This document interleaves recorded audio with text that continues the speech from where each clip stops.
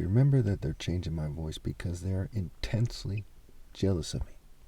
Before you begin this series about why Christ as a character in the story is right to say things the way he did, and some people might say it's insulting because they have a complex and they're not very smart or mature, why I'm right to say it, and I say it better than he did.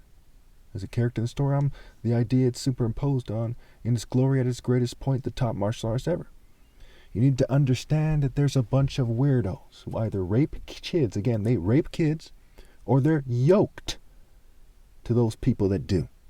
They're in their cultures, their spirits, their churches, their militaries, their police, their governments.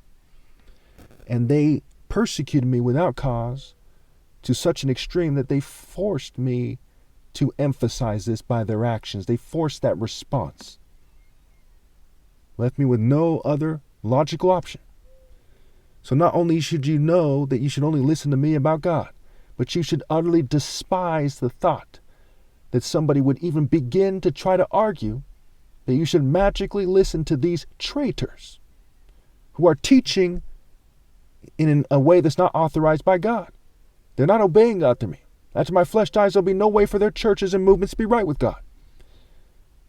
And the thought that somebody would say that I magically sound like a second-rate version of them, that thought should be so unbearable to you that there's no turning back. You should know for sure who your enemies are.